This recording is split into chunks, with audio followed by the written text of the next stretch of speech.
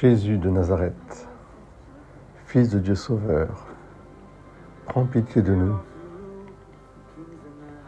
Chers frères et sœurs, soyez les bienvenus en ce jeudi 30 juillet, après avoir fêté avec joie Sainte Marthe et la Provence, réunissant Saint Lazare et Sainte Marie-Madeleine dans une même et fervente prière. Aujourd'hui, l'Église nous amène vers Ravenne, un des évêques les plus importants du IVe siècle de notre ère, ce qu'on appelle le siècle des pères de l'Église, ami et contemporain du pape Léon le Grand, Saint Pierre Chrysologue. Aujourd'hui, je vous invite à avoir dans votre bouche que des paroles merveilleuses de l'amour, de la charité, de la foi et de l'espérance de Dieu. Chrysologue, tellement il parlait bien qu'on l'appelait le chrysologue.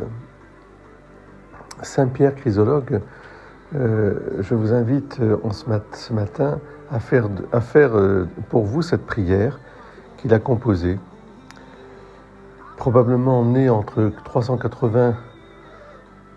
Il est décédé à Imola, dans la même ville, en 450. Il était évêque de Ravenne en 433, il y restera jusqu'à sa mort. Avant tout pasteur, il a beaucoup prêché ce qui lui a valu le nom de chrysologue. Parole d'or. Alors comment avoir une parole d'or aujourd'hui, en ce 30 juillet ? Eh bien, je vous invite à écouter sa prière et à en faire le cœur de votre journée.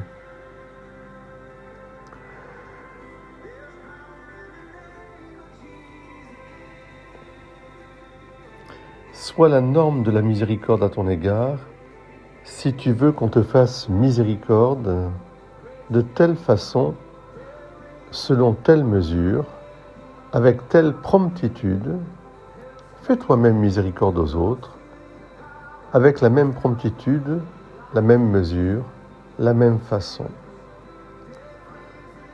Je crois que c'est une règle de conduite merveilleuse pour grandir dans notre vie spirituelle, de découvrir ce chemin de l'amour qui donne, qui accompagne, qui éclaire, qui relève, qui redresse aussi, mais surtout qui pardonne. Amour qui donne et qui pardonne. Soyez bénis. Nous prierons ensemble Saint Pierre Chrysologue. Belle journée à vous tous. Soyons miséricordieux, comme Jésus a été miséricordieux avec nous. Et pour être miséricordieux, nous aussi, apprenons à être miséricordieux. Merci, chers frères et sœurs, pour votre miséricorde à mon égard.